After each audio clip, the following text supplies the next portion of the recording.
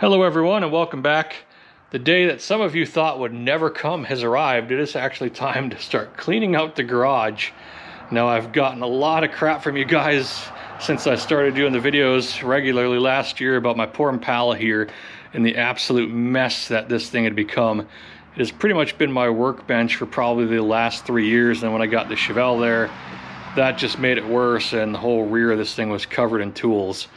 So most of this week I've just been working on getting everything out of behind this thing, trying to organize and clean up on the garage, get things sorted. And most of this is because I want access to the pit right there. That makes my life so much easier when I can use that thing, and with the Impala having been stuck there for the last couple of years, it's made a lot of work here on the Chevelle an absolute nightmare. And when we get around to putting all this exhaust on there, it's definitely going to be nice having access to that. So this wasn't the video I was actually hoping to do this week. I was actually planning on getting the Chevelle here back out to the track. A lot of comments from you guys, a lot of good advice from the last time I was out there. And one of the big things everybody keeps harping on is the tires. And well, these things, as I've shown before, are undersized, absolutely crappy. I think we've kind of figured out what the car can do as it sits at this point. Other than making changes, I don't think there's any more speed to be found in the car. I think we're mid-15s is what it's going to do as it sits with those tires. So I was really hoping I could get some sticky tires back there, take it back out to the strip this past weekend, and see what we could do and see what kind of difference just sticky tires would make, and trying to launch a little bit better. Unfortunately, got burned on Marketplace, and that kind of ruined my entire week. So ended up finding some Mickey Thompson's ET Streets that were mounted up, everything like that, and was like, okay, great, that'll work perfect. Should have been the correct backspace, bolt pattern, everything. And I was like, okay, that'll save me a bunch of time, save me a little money. We can see what this thing does, get it out there on Saturday, see what we do with some tires. But unfortunately, when I got the tires back home, I found out that the bolt pattern was actually 5 on 5 and not 5 on 4 3/4. The seller had listed them incorrectly, and well, of course, when I tried to message him back, he just ghosted me, removed the listing right away and blocked me. And I really wasn't even mad or anything like that. I was just like, hey, I should have realized when he said you had them mounted on a C10 that they're probably 5 on 5 rather than the 5 on 4 or 5 and 4 3/4 or 5 on 4 3/4. Man, saying all that quickly, I'm getting myself confused here. But anyway, ended up having to then just kind of relist those, get those moved back down the line, so that ate up a bunch of time. But I did end up getting some sticky tires for this thing, just bought them new here. So underneath my Model A floor mat there, here we go. Got some ET Streets for this. Ended up going with the 275 60s. I was on the fence on going with the 295s, which is what I actually had picked up, but they were the 295 65s, which were going to be right on the edge of having to cut the lips, and I really didn't want to do that. So I ended up going with the 275 60s here.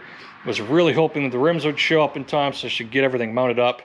Decided to go with the 15 on 8s, and the other rims I picked up are 15 by 10s, and I was kind of on the fence on if I wanted to go with the 10s or the 8s, but this thing is going to be primarily street car. All this taking it to the strip is just me having fun with it, seeing what it'll do. So if I ever need to go back to street tires, stuff like that, and I want to keep running the rims I picked up, it's going to be a lot easier finding them for an 8-inch rim than trying to find stuff 15 by 10. But I mean, we can put 295s on the 15 by 8s if we try to go with like the 295.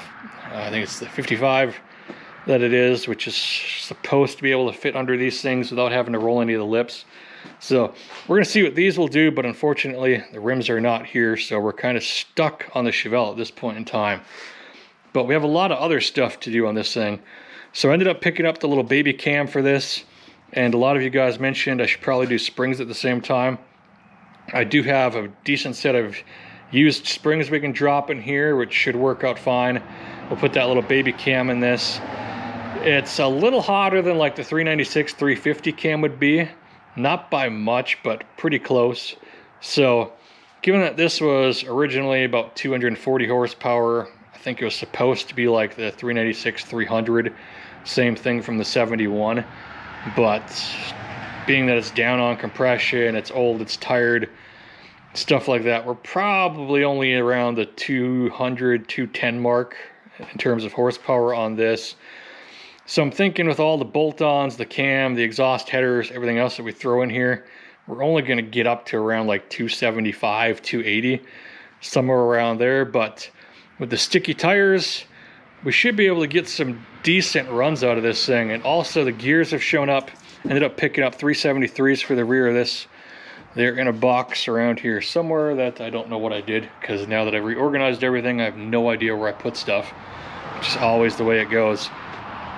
But I decided to go with the 373s in the back instead of the 411s, primarily because it's going to be street car, and going to go with the 200R4, which has a little bit better first gear anyway, and running around the 28-inch diameter tires there.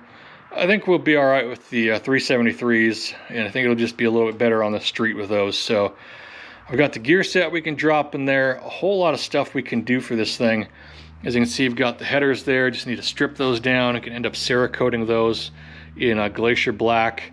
And I'll show you in a second. I've used that on a bunch of my headers and things before, and it holds up really nice. And here's the exhaust system for it from pipes. As you can see, FedEx just basically FedExed the box and did FedEx things, and came split open and was missing a couple of things. So that took me time to get all that taken care of. So this week has just not gone the way that I've wanted it to. So probably going to be a short little video here, because the goal this week is we're going to be going over the Impala, trying to get this thing where it will start easily, kind of run and be able to back this thing in and out of here so I can get access to the pit and move this around. And I'd started putting exhaust on this at one point in time, but then I was having some issues where the pipes needed to be trimmed up, and kind of just left it there and never got around to finishing it. So we're going to finish the Magnaflow install on this thing, see if we can get it where it just will start and run reliably enough and consistently enough that I can roll this in and out. So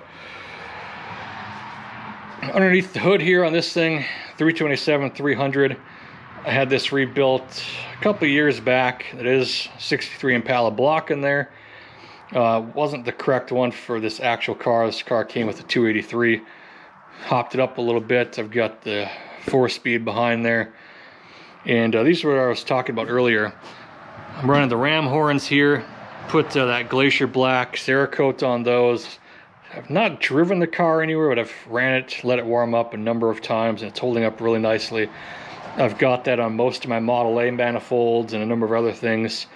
The heads on my flathead AA in there are painted with it. Holds up really nicely, so we're going to do the headers for the Chevelle on that.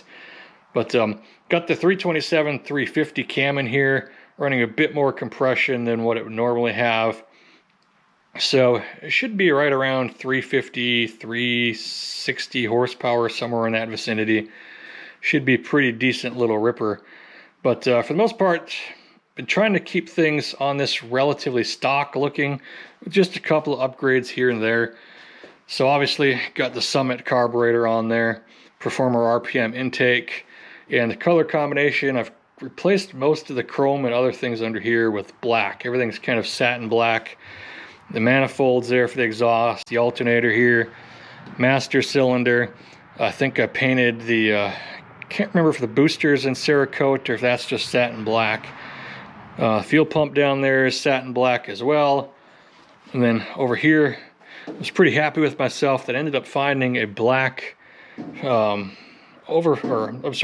washer bottle, there we go, that fit correctly in there. And that actually came from a later 60s Corvette. And what was ironic is normally these things are kind of the clear color. I was looking around a bunch, pretty much all of the 63s are relatively clear, but then I think the Corvettes had a completely different style bracket assembly and had a black one as well. And then somehow I was stumbling along and noticed that the later years fit the exact same early bracket style, so ended up picking that up. That looks pretty good in here. I did go and upgrade to the CPP power steering on here. It was originally a power steering car, but got rid of all of the annoying leaky power valve and or that little boost, whatever the hell they called it back then. And did go ahead and install disc brakes here up on the front. Still running just drum there in the back, just so it stops a little bit better. And I think I've got 2-inch drop spindles in this with 1-inch drop spring. Really hasn't settled down just yet, but it should drop a little bit more once it actually sees some road time. So picked this car up probably 8 years ago now, somewhere around then. It's kind of something similar to this, where it was more or less original, a little bit rusty here and there, and thought it wouldn't be that bad to get it up and going again. But the more I got into it, it just kind of spiraled and ended up being a frame off restoration, which you'll see once we get underneath this thing. The fenders were pretty much gone on it. This is the original door, which is not in too bad a shape. It's just got a little bit of rust in pinholes in a couple of places that I need to take care of. And it's kind of wavy down here at the bottom, but it fits on here really nice. It lines up really nice with the new rear quarters. The quarters have all been replaced. The floors from the toe boards all the way back to the trunk have been replaced, along with the wheel tubs. I did end up picking up a new door for the driver's side over there, the aftermarket doors. I picked up a pair of them, but the passenger one fit absolutely terribly. There's a massive gap right here. This one's a little wide. I might try to put like a little filler rod in there, weld it on the back there to extend that lip just a little and tighten that up. But it's not terrible. I can live with that. The one on the driver's side is pretty close. The aftermarket door fits pretty decent. Ended up finding this fender off a marketplace here. Came off an Arizona car that somebody had brought up to Michigan here. I've got a brand new fender on that side, which I think is AMD's version of it. Seems to fit okay. I might have to do a couple of tweaks once I get the hood and some of the front end on here and that kind of fun stuff. But most everything is done on it other than just some of the last bit of metal work, and then it just needs the interior. But all of the frame, driveline, everything else is completely done. All of the undercarriage there has been epoxy primed, and then it's got a bunch of bed liner all underneath the entire undercarriage. And I'll show you inside the trunk here in a little bit as well, but that is all done nicely as well. That's all done in epoxy primed, and then it's got bed liner kind of spackled in there to try to mimic the original style here. So let me go grab the key, which is going to be a flathead, and we'll get that popped right quick. So in the trunk here, you can see how everything looks just absolutely beautiful back here. There is really not a speck or rust left anywhere on the car. Everything has been pretty much taken care of. It's got a little bit of dirty just from all the dust back here. It used to look a lot nicer, but everything has been done really nice back here. I just got a little bit of final bodywork stuff to do, which always takes the longest amount of time, and ended up missing a bunch of trim and some other odds and ends. So I didn't have great cove trim here for the rear. It was all kind of mangled up, and it looked like this back corner had been in an accident at some point in time. So still need to come and work on this corner, try to get this trim to fit up a little bit nicer, get that cove trim to fit in there. And I've got the regular Impala trim in there right now just for all the mock-up, because I don't care if I scratch it up or mangle it. I've got all of the SS trim somewhere or another. I just got to figure out where I put it all. And then I've got to come along, get the badge or the holes for the badges on the side put in.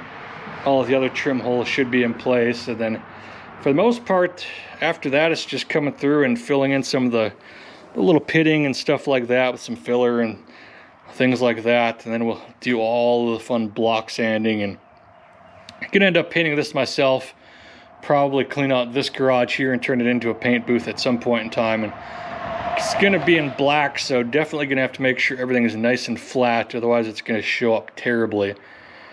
But hopefully we'll be able to get around to that this summer. This poor car has been sitting for so long. So last year I was out at Iola, ran into a number of the other big time YouTubers out there, stumbled across like Mortsky, and Vice Group was out there, and a number of the other guys. So it was a lot of fun just tracking everybody down and bumping into them. And I ran into Mortsky while I was carrying my good find there, which is the 64 Impala interior. Now, I'm not a fan of the 63 style whatsoever. I just don't like it. So I'm going with the 64 interior in here. I know some people will complain and yell and scream because it's not original, it should be the 63, but I don't care. And if you know anything about the 64, you can buy the panels and everything else, but it's always missing the trim. Those little hockey sticks there, then the candy canes in the center that go up and over the top. And so I found the complete set, the front and the back there, for 50 bucks. That was the entire reason I went to Iola. Ended up finding those within the first hour of being there, so was absolutely tickled to death about finding that. And then I ended up stumbling across the Chevelle there at the same time, and just couldn't let the Chevelle here not come home with me. So for the most part, everything on the interior here is mostly done as far as like the dash and some of that trim and things, and it looks like I left the key on while I was playing with it, so hopefully it didn't kill the battery. As you can see, we got the 4-speed in there, but the floors were all replaced in here. I do need to get the brackets for the center console relined up and get those back in here, but really nothing much more to do interior wise. It's just all of the last of the bodywork, and a lot of that I've just been going around getting all the trim on here, trying to make sure that everything lines up, looks good, that there's not terrible gaps. Back here was pretty bad. I had to raise this section up a good bit to get it to line up here and bring this gap in along the rear trim there. So most of that's looking pretty nice now. So let's see if we can get this thing to fire up, see if it'll agree with me here, and then we'll probably grab the timing light, check on the timing, see how that looks.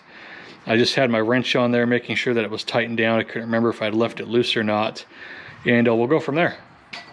Should have fuel in the bowl here, and it should fire off. It was just not wanting to stay running for me, so let's see what happens.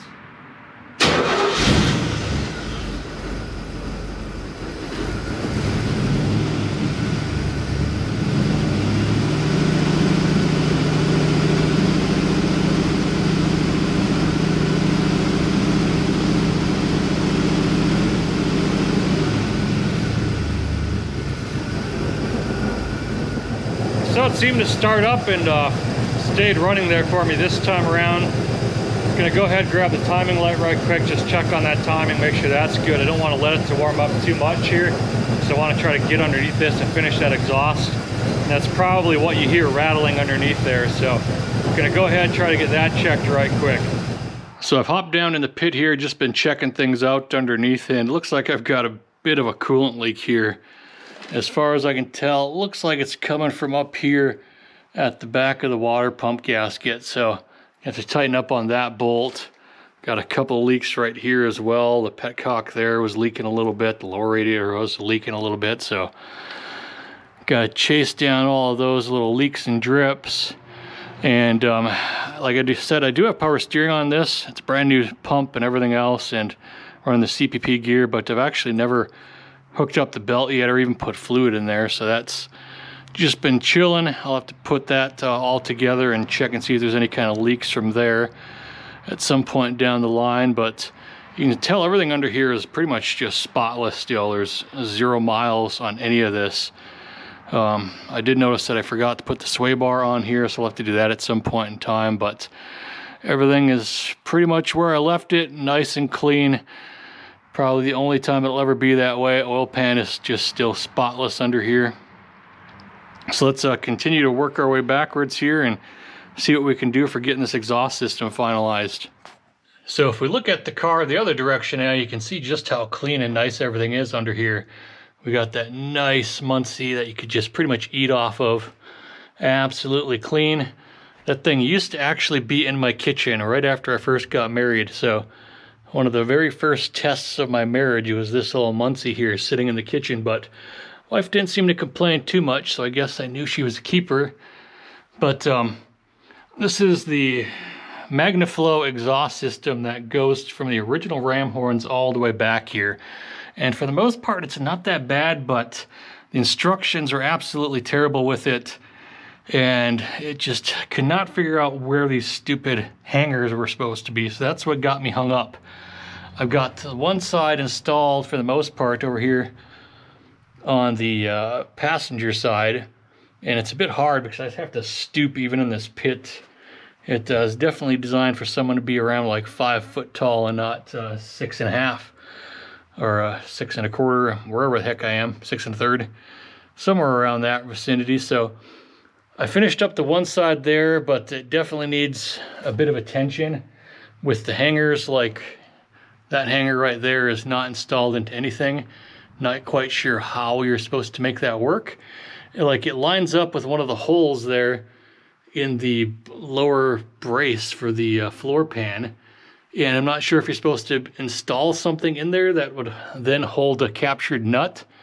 So I've got to figure that out a bit, get these hangers figured out here.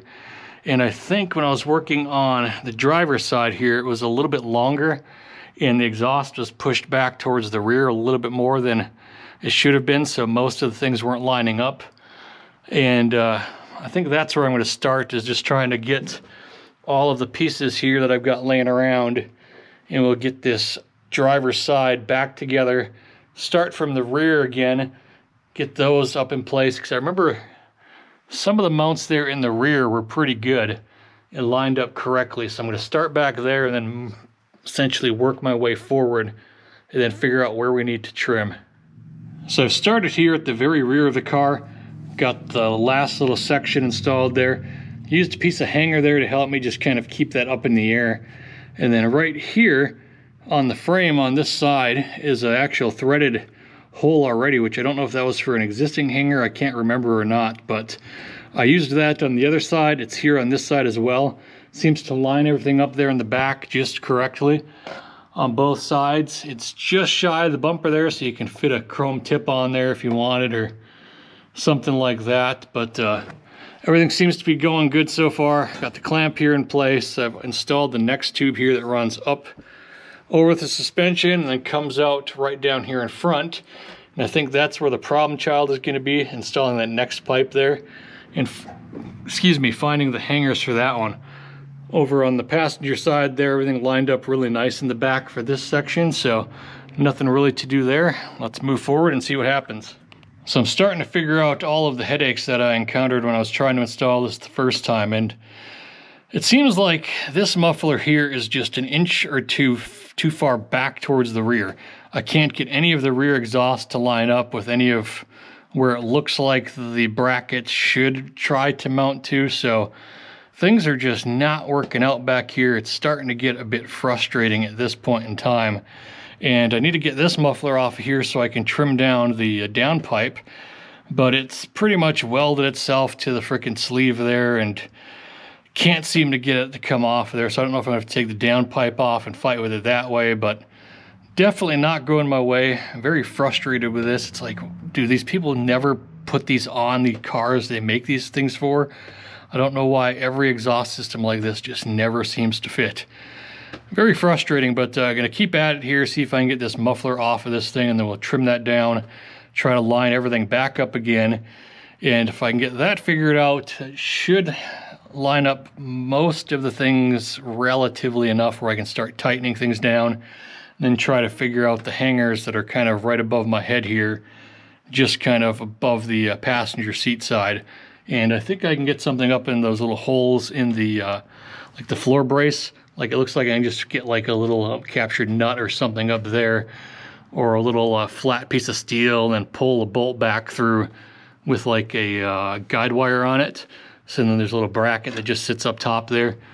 And I think if I do something like that, then that would probably work okay, and it looks like everything would line up that way. So that's probably what I'll do for hangers. I just got to get it where this stupid driver side over here lines up first. So gonna get back to that, and hopefully we'll make some progress. It took a bit of beating there with the dead blow to get that muffler knocked off the end there, but finally managed to get it to go. So gonna go ahead now, try to zip off maybe about an inch here off the end of this, and I'm pretty sure that's what I was planning to do the last time. And you know, it's been a bit frustrating being under here, but I ended up finding the wrench here to the death wheel that I'd been missing for the last 3 years. So apparently I was getting all ready to do this and must have been changing out wheels and then just gave up, and that's where the wrench here ended up. So I've been looking for this little guy for 3 years now, so at least one good thing came out of today.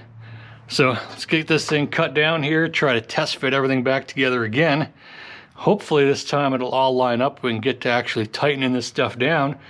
We can get this thing outside and actually hear what it sounds like with both mufflers hooked up. So I was able to get that driver's side installed now. Everything is connected up. It seems to have a little bit more slack now.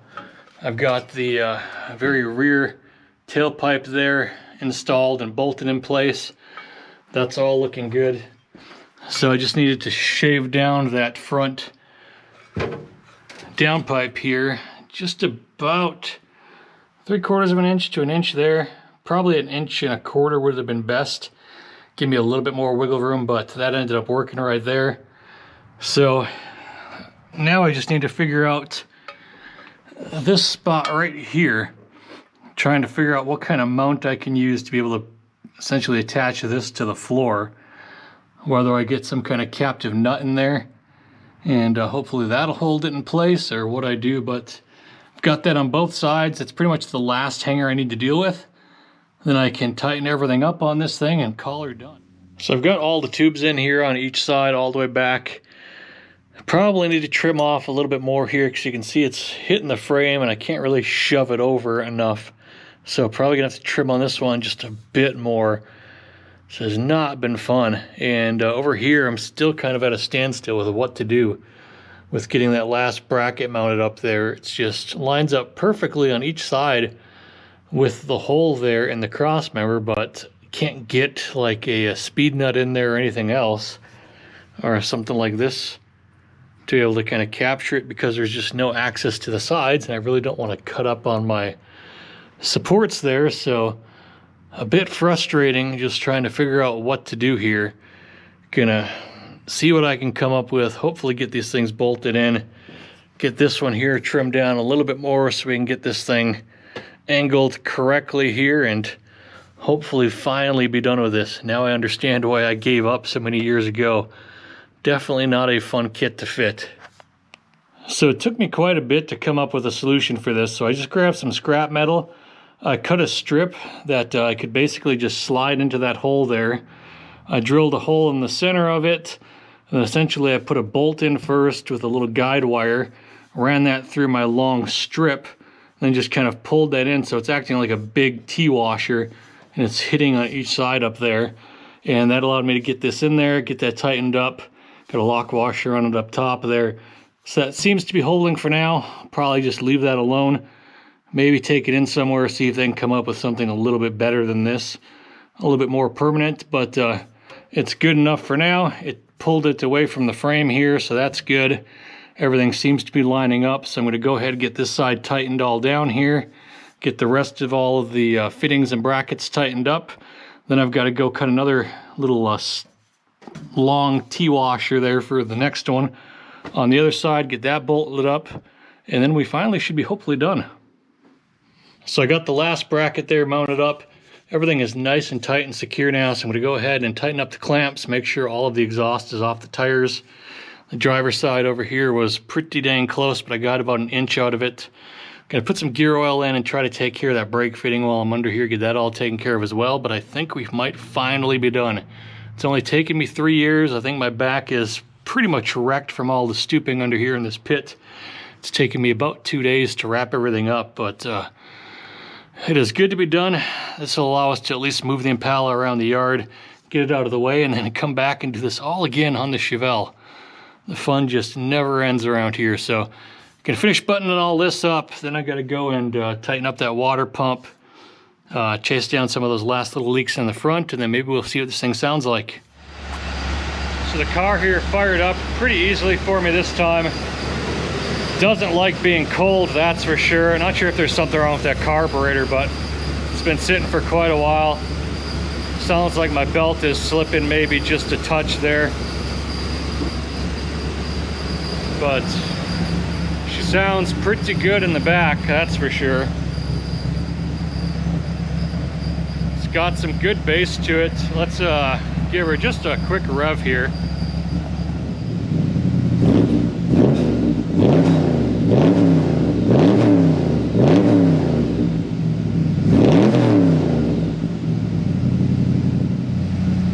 Yeah, she definitely sounds pretty mean. Getting a little bit of backfiring out of the carburetor here, so not sure what quite the deal is. I mean, it seems to run pretty good, but every once in a while it's just acting up. So I might go ahead and replace on that HEI module, get that carburetor cleaned up. Quite a bit of just small little cleanup details to do on this thing. So let's go ahead and kill her right quick. So that's gonna do it this week. I am just completely out of time. Got a lot more work to do on the Impala here. Gotta figure out why it's not running the greatest. Seems to come up to temp okay, but then when you get on it, it's backfiring through the carb there. So gonna have to troubleshoot on that just a little bit. It's very sporadic. Not sure if it's an HEI module or what, but definitely a lot of small little gremlins to chase to get this thing dialed in. And then of course we got to do all the body work and get paint on it. But at least the fact that it's got exhaust on it now, I can actually move it in and out of the garage. Hopefully the garage will stay clean enough now where I can get the Chevelle over here, go through this entire process again. But man, it's fun ripping on those little small blocks. I forgot how quick this little thing revs out compared to the tired 402 over here. So that's gonna do it. Thank you all so much for watching. Apologize, it's a bit of a boring video this week. Hopefully we'll have something a little bit better for you next week on the Chevelle here once all the remaining parts start coming in and we can actually get this thing over the pit. So once again, thank you all for watching, and I'll catch you on the next one.